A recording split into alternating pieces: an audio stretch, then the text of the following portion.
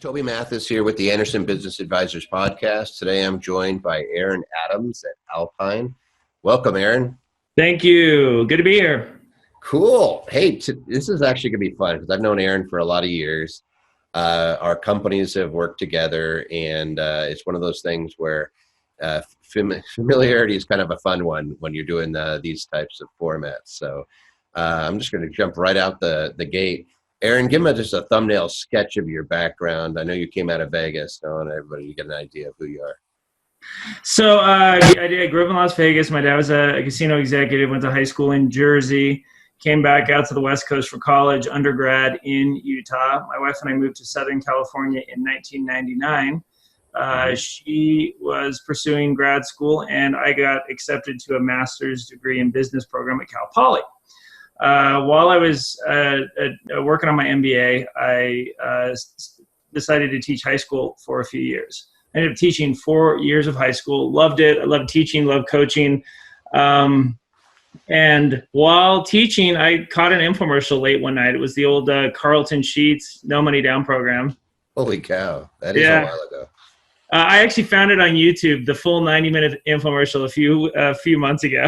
And I was captivated by this concept because I had never been exposed to real estate education of any kind, and it just really pulled me in. And I called the 800 number, and there was no way at 3 a.m. that I was going to spend $4,000 on his DVDs and videos.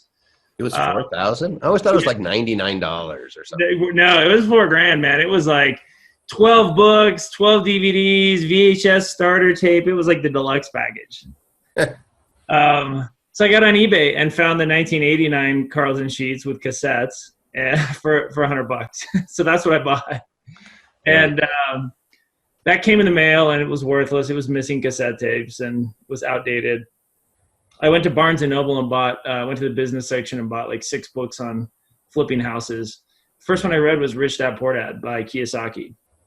And ironic, I just got in the mail today a contract for my first real book. John Wiley and Son sent me over a book deal contract. We've been going back and forth for about 8 months now. And it's called Tips, Tricks, Foreclosures, and Flips, Secrets of a Millionaire Landlord. Very cool. I like it. Yeah. So you're writing you've written books before. You say this is your first real one, which means you got a publisher on this one. Right? Yeah. I've gone from Pinocchio Publishing now I'm a real boy. I'm not made of wood. So you got into real estate. Now, for those people who don't know, like Aarron, you manage well in excess. Is it over 3,000 properties or thereabouts? Yeah. Right. So yeah, go ahead. So we have 3,000 single-family homes in 5 markets, a handful of apartment buildings, 6 mobile home parks, and 20 Airbnbs. Okay, so just a couple pieces of property. Yeah. Yeah, so Aarron's very accomplished. And when you're acquiring your properties, I want to hear a little bit about the mobile homes too, because I know that's something you guys are getting into. But on the single families, did you rehab every single one of those, or are some of those typical landlord, they come over, or are these ones that you actually that you did the rehab on as well? Yeah, for years, sometimes I'd buy a property foreclosure auction or off MLS or from another investor and then inherit a tenant. And that it's just, maybe 1% of the time it's worked out well. It's just different expectations. And so, what one investor says is turnkey is completely relative. So we're to the point now where we rehab every house comprehensively and we put our own tenants in. It just doesn't. I have 5 construction companies now and 5 independent leasing companies. And we just had to vertically integrate those businesses because it's not something you can outsource. I used to think that if I was doing $75 million a year in construction, that I would own warehouses full of materials, and that's actually not something that's ever really made sense. Warehousing, but construction companies, brokerages, and management companies, we've had to bring in-house. Mm-hmm. How many properties do you believe that you've personally or your companies have flipped, have actually done the rehab on? Oh, easily. I bought my first deal in 2000. So, 19 years later, I'm well into the 7,000 property range. 7,000. So you've learned a few things throughout that time of so there's folks out there that maybe they've never even flipped a house, Right. or they've heard about flipping, what would you say to those folks? When I was teaching high school and bought my first duplex in 2000, I didn't know anything about construction. I'm to this day, I've only pounded nails on one property. I meet contractors all the time who are like, yeah, I've always wanted to get into real estate. And I'm like, no, being a contractor is the worst thing for you. It's going to make you over rehab your properties. And, obviously you have to be well versed enough. For example, a great rule of thumb for your clients, for most construction jobs, a contractor's cost is materials and labor equal each other. Mm-hmm. So if they could go to Home Depot, if they can price out $5,000 in materials, the contractor's cost for that should be about $5,000 labor. It's a great rule of thumb. Mm-hmm. And just knowing that, I was meeting with a contractor this morning. He was doing slate steps on one of my houses. And I said to him, he quoted me $4,000. And I said, well, how much were the materials? He said, $1,200. And I'm like, it's kind of heavy for labor because now he's at double, he's got labor double materials. And he spent 20 minutes explaining to me why it was really highly skilled labor. And I agreed with him and I was cool with the price, but I know that his cost and his time is worth half of that, Mm-hmm. So you have to understand the level of skill to manage construction, but it's not as intimidating as I used to think. I don't have to know how to install the furnace. I just have to know what it costs and what level of skill is required to put it in, how long it takes. And then once you know that, then you can have an intelligent conversation with any contractor. How long did it take you to really get up to speed on a flip? You only learn by doing. And so, I've been a little bit screwed on every property I've ever bought. That's about right. You know what? I had a very good mentor, and one of his buddies was a guy named Gold, who owned the 99-cent only stores. And Gold said, yeah, there's shrinkage. There's people that steal from you. My mentor was a guy named Jerry. He says, I can't stand it. I can't have stores because I know they're stealing. It's like one guy who ends up being the billionaire, of course, was the guy who could handle knowing that he's getting a little bit screwed on every deal, right? And it's like, hey, that's just part of life. Don't take it personally. Don't get all. It's not. It's like I owned a bar. I've owned a couple of bars, and as a former bartender, every bartender steals. They either drink the profits, give the drinks away to their friends, or worst case scenario, sell the drinks and pocket the cash. But they all do one of those three. And once I started thinking, I'm just gonna make them volunteer their theft. And so I went to the bars and said, hey, you can have one drink per hour, because if you can't bartend and drink one drink per hour, then you're a non-functioning idiot, right? And then I want you to write that down, and I'll let you comp 10 draft beers a night, because that cost me, 3 cents a piece? But I want you to write it down. And instantly my margins went up 20%. Just by disclosing the theft. It's kind of like, hey, you can steal a little, just don't steal a lot. Yeah, just take a taste. Don't drink my premium booze. Yeah, I'm sure somebody still did, Aaron. No doubt. But anyway, back to the rehab and stuff. So a lot of folks, again, I'm personally not somebody who likes to flip houses. Yeah, I like to buy and hold. And is that your typical person who comes to you? So it's interesting, obviously when I was teaching high school and didn't have any money, I started flipping. And a lot of people are drawn to real estate because they've seen the flipping shows. Mm-hmm. But make no mistake, flipping is active income. Yep. And I quit the high school and I finished my MBA and I realized that I had just traded a job that I loved of teaching and coaching for a job that I didn't really like and that I didn't enjoy, which was flipping houses. Mm-hmm. And it wasn't until I plugged into the passive wealth development idea where you're, flipping and making $500,000 in a year. You live off 100,000 and then you put 400,000 into passive investments, because passive income changes your life. You can go on a trip to Europe and your passive rents all keep coming in. But if you go on a trip to Europe in the middle of 10 flips, it's a nightmare. And so I didn't understand active and passive income like I do today. And so I always say to people, you want to flip so you can hold. Obsess about making more money, because if you try to just buy one rental and let the rents buy the second property, but in 30 years you'll have 4 or 5 properties. You can't let your passive build more passive. But if you let your active and you obsess about making more money so that you can buy passive assets, I'm buying 3 or 4 houses a month right now that I just hold free and clear. And what does that do for you, by the way? So, when it's tough because to take $100,000 and buy one house that gives you $600 a month net cash flow, it's not sexy. People hate, it's like there's no flipping show called Hold That Rental. I think it's sexy. It'd be like three of us watching it. Yeah, right. But when you have 10 bringing in $6,000 a month, that's a sexy number. And so, 20 years into it, I have, almost 250 assets that are free and clear now, and they throw off over $100,000 a month net. That's your property management is almost the same thing as well, right? You have properties under management where you're getting paid for every 10 properties you manage is probably like having one rental. Right? Yeah. And 10% of the properties managed by my management companies are mine. I'm the biggest client. Right. Mm-hmm. And the whole reason I built it was because I couldn't find good management. And so when we sell a property to another investor, a passive investment, we manage it for them too. And when they want to get rid of it, we help them sell it. So, that to me is what turnkey investing with us is. We have a really unique model that's, I don't really, we have a couple of competitors, but not really, not at the scale that we operate on. It's interesting. So you're saying something about, excuse me. You're fine. About turnkey.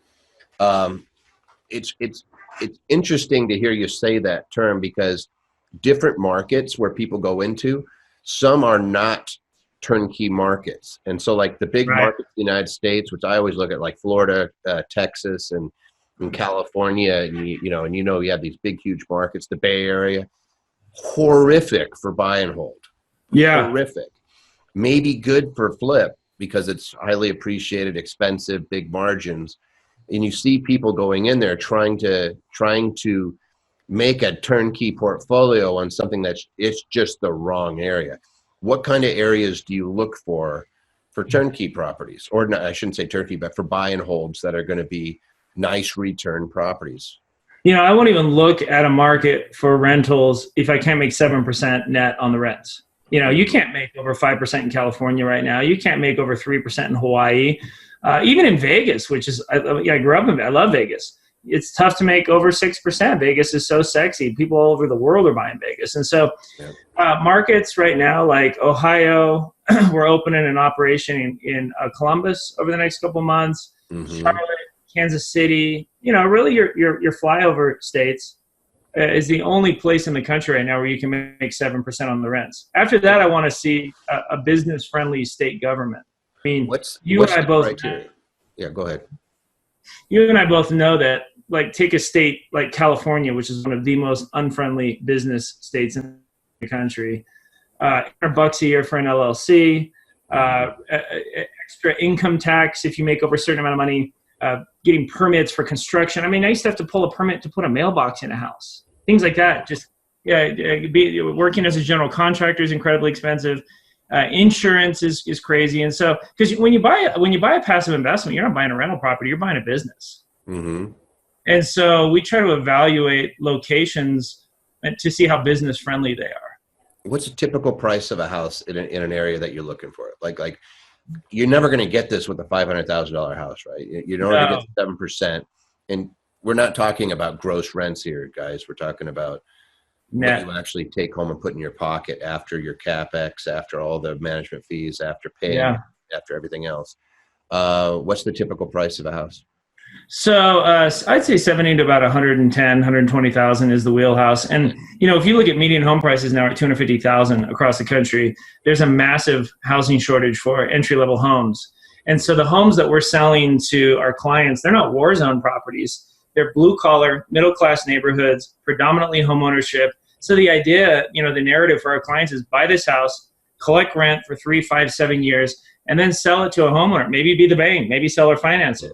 But it's I just read an article yesterday that I posted online that said that 70% of Americans now live in an area that they can't afford to buy a home. Yep.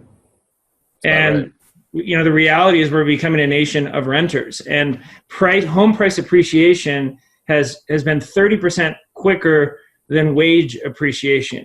And so more and more people are falling out of range to afford to buy a home. And so there's never been a better time to be a landlord because we've never had a lower home ownership rate, since since Fannie Freddie were created. Obviously prior to Fannie Freddie, banks didn't like to loan on homes, and we had about a 40% home ownership rate, pre-World War II. But since that time, our home ownership rate is dropping to its lowest level, and it's because of affordability. What about the amount of debt that these millennials have from leaving these big college institutions? I mean, the college debt right now is what, at 1.5 trillion? Yeah, I mean, you and I graduated high school in the 90s, and there was only a few. I think it was 700. What did you just say, that we graduated high school in the 90s? Wait, weren't you class of 90? No, a little older than that. I graduated college pretty close to that. Oh, is that all right? So I was class of 91. So you were you watched Breakfast Club at your senior night, right? Sophomore. But anyway, yes. Yeah, close. So you look at, early 90s, student loan debt was around $700 million. It was a tool that some people used. Now it's a crutch, and we're at over almost $2 trillion in student loan debt. And if you look at that based on, how many people are going to college, that rate has increased by over 300%. And we have this cultural norm, just get that degree, irrespective. It's done the hockey stick. It's nuts. It's not, and so what else has gone up is college tuition. It's just criminal what universities, just because they can, and because no one looks at tuition as a value proposition. Mm-hmm. It's just, you look at this scandal that just came out of the news about parents paying these universities to get their kids in, and I hear parents who know nothing about money say to their kids, just get that degree. And if they're getting a loser degree, like, oh my God, it's got to be worth it. Communications. So what they make $26,000 a year with that degree, and now they get $200,000 in student loan debt. That's killing millennials' ability to buy property. That's exactly right. So the rents are going up. Home ownership's been falling. I think it went up a little bit last year, but it was falling like for years because they can't afford it. They can't get the loans.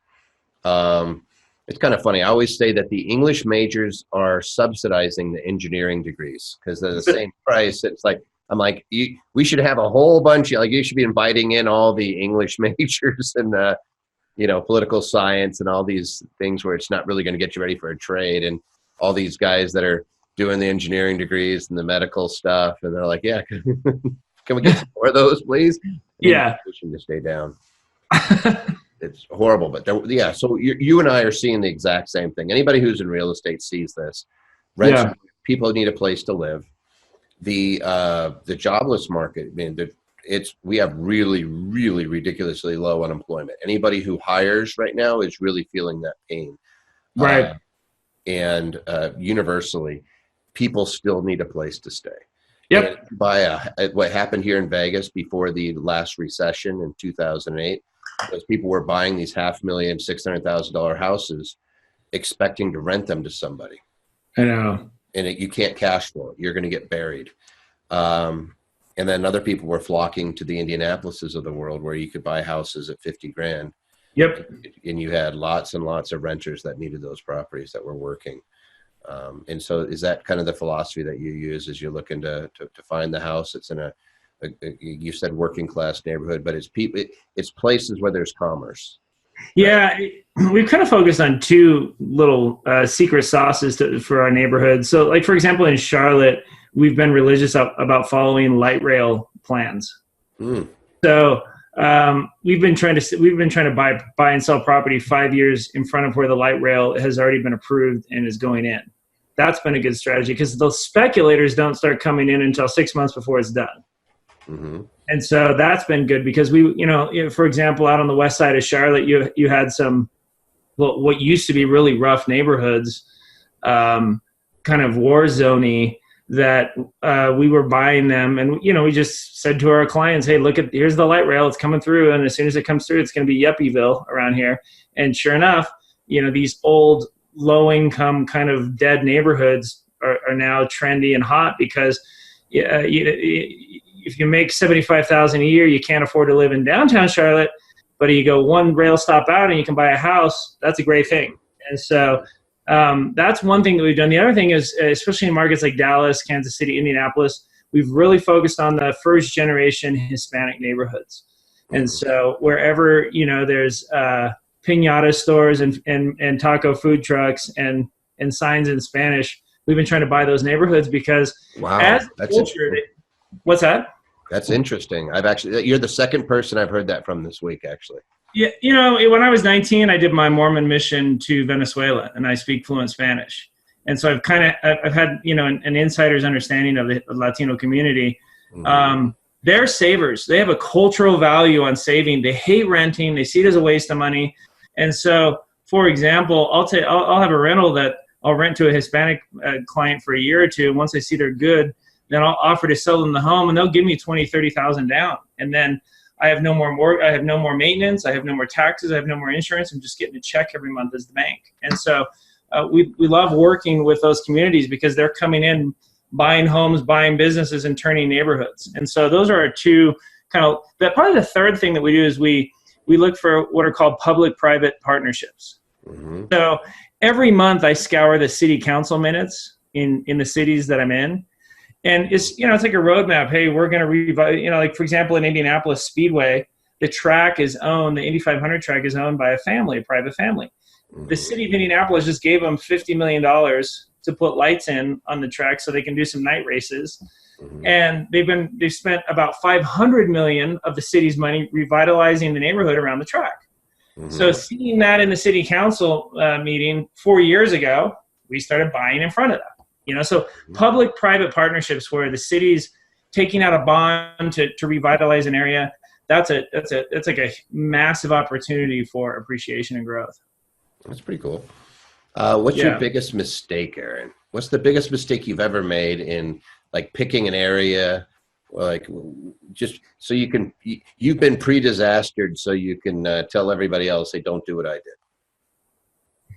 So my biggest mistake is number one, I waited too long to hire a bookkeeper and a CPA. I did my own taxes, which is so stupid. I did my own books, which is idiocy. And then as my company grew, it was still my blind spot because there were people that I trusted who stole money from me. And you and I have talked about that because I came to you like in tears after an employee that I loved on a personal level ripped me off. Not having good financial controls. Saying they're a good person, I trust them, and they have access to your checkbook. It's just the most stupid thing that I've had, and they steal my money, my company's money, the rents and the security. That's all locked down, double controls. It's my personal money that I have this blind spot about. Whether it's with contractors, trust shouldn't be part of your business. Trust can be a nice frosting as part of dessert, but it's not the entree. And you need, Tony Robbins says it best. He says, making money is a science, it's not an art. And once you learn the science of how to build a printing press, you don't decide, I don't need those bolts, I don't need those screws. You just build it and then it prints money for you. And trust is not part of a business printing press. Trust has no place in that. Trust is something that when you find out you can trust someone, like your assistant, she's amazing, you trust her, but it's not part of how you do business. It's just a fringe benefit that now you have someone in your life you can trust, but you don't have business systems that depend on finding trustworthy people. It's a huge mistake that I've made with contractors over the years, that I've made with employees, that I've made with partners. And so I've eliminated all systems that incorporate trust. Whether it's how I work with there's always checks and balances, there's always dual signature, there's always two sets of eyes on everything. And it's interesting. It's interesting you're saying this as opposed to, oh man, I bought this really crappy house and I thought I could make it into something and I sunk a whole bunch of money into it. So you're saying it's not even the properties themselves, it's a systems issue. Yeah, like for example, in Indianapolis, we're managing 1,500 homes, and I have one person that all he does all day is drive to check on the work that contractors are doing before I give them a check. Because I don't trust them anymore when they say, yeah, it's done. I just say, okay, cool. Well, I'll pay you when we've put our eyes and independently verified the work, because I got, too many contractors would do 95% of the job and want 100% of the pay. And, screening tenants, I have two sets of eyes that look at every application, because one person who's getting a $500 leasing bonus is going to be more inclined to kind of slide someone through the door. And so trust is a horrible principle. It's a fringe benefit. It shouldn't be part of any of the business that you do. And it doesn't mean that you're jaded. It just means that you recognize that given the opportunity, most people will take a shortcut. It's like when I taught high school. There's a reason why the teacher sits there during tests. It's not because they're accusing everyone of being honest, but you want to minimize the opportunity. You don't want to even give them the choice. Mm-hmm. What about your biggest success? It sounds like you have a bunch, so let's just narrow it down, just like the 10,000 foot view. What's the biggest thing that, like, if somebody's just getting started out, or just say somebody's been doing this for 10 years and they're just not getting anywhere, what's the biggest game changer that you ran into? So disconnecting myself from the ego of staking my flag and saying, this is what I do, right? When I was doing my work, my MBA, people were like, they were myopic about how they wanted to use that degree, right? Mm-hmm. And take, for example, in 2011, prior to 2011, Wall Street didn't buy any houses. They were out of the single family home game. In 2012, $8 billion was raised. And now, fast forward, Wall Street owns 3% of the homes in America right now. But prior to that, they weren't at the auction. So imagine in 2012, Wall Street comes in the auction and they say, they start bidding against me for deals. And of course, they'll pay 40% more than what I would pay, right? Mm-hmm. And so I watched investors just go, oh, great. I'm a home flipper. How am I going to keep flipping homes? I can't compete with these guys. And it would devastate their business. Whereas I went, okay, well, I can't compete against them, but maybe I can buy in front of them and flip houses back to them.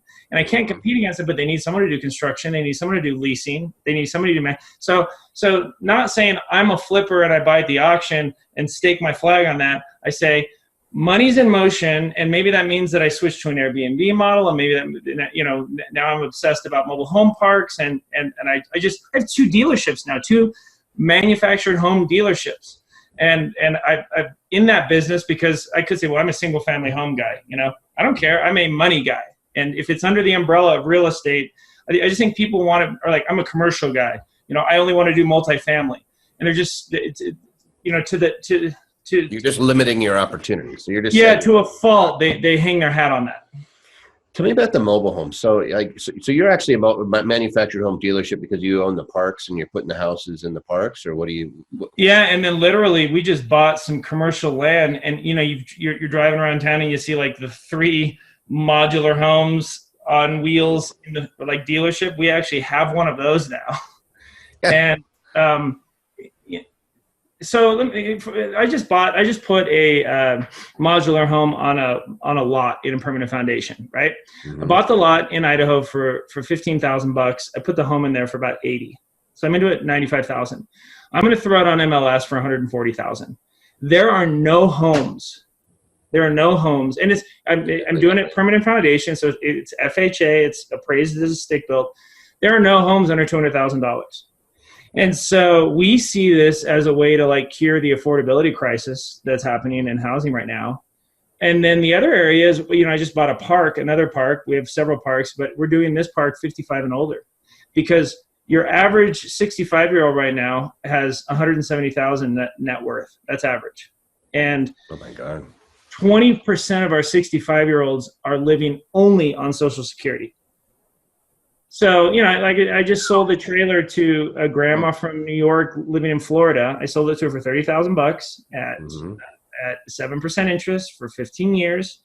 And so she's like $600 a month to the park for the space rent, $200 a month to me for the mortgage. Her Social Security check's $1,200. That's what she's living. And when you have, wow. We have this retirement crisis with our boomers that's just as severe as the home buying crisis that millennials are seeing, but for different reasons. Basically, since 1972, when they got away from pensions, we haven't done a good job of saving enough and investing enough. People. And so you're really putting yourself into that area. Is that where you're focusing right now? Is yeah, kind of more affordable, good quality housing for seniors? Yeah, and for a while, it's funny. Here's my philosophy right now. I hate rehabbing old mobile homes. I'll just put a new one in, but I never buy new houses. I rehab the houses. Mm-hmm. So it's interesting how they're kind of like the opposite strategy. So we're buying parks and getting rid of all the old trailers and putting brand new ones in. But I built like 15 homes over the last couple of years, and I'll never be a builder again. It's the worst gig ever. If you want to make 6%, build houses. Yeah, you get to make it once too. Right, exactly. Yeah, no, being a builder sucks because cities like trying to get a new construction project approved. They're like, well, we want a park, and then we want a community pool, and you can't use vinyl siding. You have to use all stone.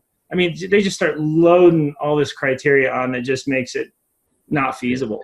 They want you way up here. They're like, hey, as long as you're building, right, I'll give you my wish list. Yeah. Put this trail in on half your land, so it's a running trail for the neighbors. But what about those guys? But what about the guys down the street? Well, they're already built. yeah, exactly. Yep. So, I'll never build another brand new home, but I'll probably never rehab an old trailer again. So, just stuff that you can never figure out if you weren't in the game. So you're not going the high end, and you don't want to deal the low end. You're going right in the middle. So yeah. I don't want the junkyard dog single wide 1965 trailer. Forget that, dude. They're awesome. It's beautiful. All right. So you work with investors all over the country too. Give me a thumbnail sketch on what it would look like when somebody comes and works with you guys over at Alpine. So we're really good at helping investors passively invest their money. And so I have like right now I got Japanese investors that are buying 10 houses a month from us. Mm-hmm. They want their money in US dollars, and they just want the passive investment. So that's one type of client who just has money in a savings account, or I get a lot of people that cash out annuities, right? Because they're like, the annuity sucks. I thought it was a guaranteed 4%. That was before expenses. I'm making 2%. So then we get a whole group of investors who didn't know that they can take their IRA and buy a house, mm-hmm. or their qualified retirement plan. Mm-hmm. They thought it had to be invested in the market. And so we work with a lot of investors who are taking retirement money, 401k, IRA money, and then having the IRA buy a home that we sell to them, and then we manage it for them. And so it's a passive way to really increase the returns over what they've been making, having their money with Merrill Lynch or Fidelity. Mm-hmm. They're taking it away from the broker, actually putting it into something that they can jump on, spit on, stomp on. It's actually physical. It's not just right. Stock out there. That's the soup du jour. How do people actually work with you, Aarron? We have a website, IRArental.com, that they can reach out to us. We do a monthly event that's free in Indianapolis. Mm-hmm. And if they want to reach out to us at the IRArental.com. I also have a Facebook page, Alpine Capital Solutions, that I use to post research about markets. I don't sell anything on it. It's just empirical research. I spend a couple hours a day doing market research. That's Alpine Capital Solutions Facebook page. They can like that, and they can message me directly if they have questions on that. We're pretty easy to get a hold of. Yeah. And then when you do an event, you said you had properties all over the place. So it sounds like Kansas City. Yeah. You're mentioning, by the way, cities that we hear about all the time, just because I work with the end clients, and where people tend to flock together when they're going into a marketplace where they're improving it. People are buying the houses and rehabbing it. Usually you don't buy a house and just rent it. You buy a house, rehab it, and rent it. Right. Or you're buying it from a rehabber, So with Alpine, is this something where they come in and they buy it, you fixed it up, they don't have to do anything, they just buy it and put it immediately into their rental portfolio? Yeah, so we have an event in Indianapolis this weekend. I have 70 homes that I already bought that I fixed up and that are rented. We have 50 people coming. In fact, we capped the event at 50. But behind those 70 deals, I have another 150 that are getting rented right now, or getting rehabbed, or that we just bought. Are there tenants in all these, or are these just rehabs? They're just sitting there vacant. Rented. So the day that somebody buys, in fact, we won't close on the deal. Mm-hmm. And so sometimes we'll have somebody pick a deal out that we're just finishing construction on. We'll delay the closing until the tenant goes in. Until there's a tenant. So they're getting a completely brand new rehabbed home with a brand new tenant. Sounds cool. Yeah. So they find out more. So what is it? IRArental.com?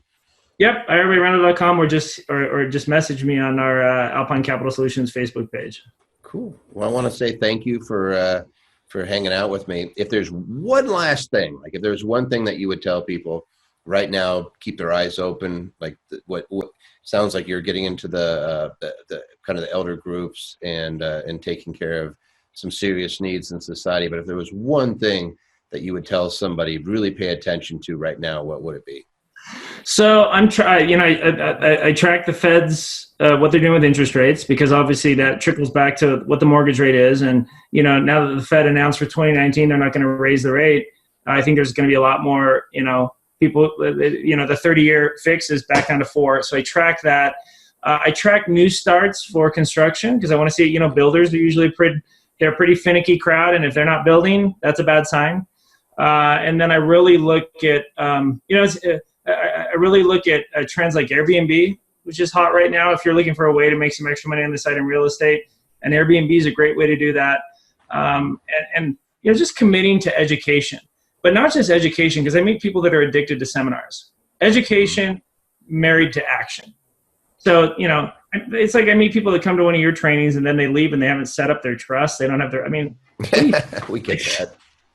Right? You need a horse to water. Yeah, I know. And so it's got to be the education with the action. And I won't take another training until I've tried to make money. That's how I knew I didn't want to be a builder anymore. I'm done with that. A lot of business owners, they just like going and picking up the nuggets. They always say, hey, I'll spend the time to learn. There's one thing that might give me a little bit of an advantage, one piece of information that maybe gives me a little bit of an advantage or some better insight so I can make better decisions.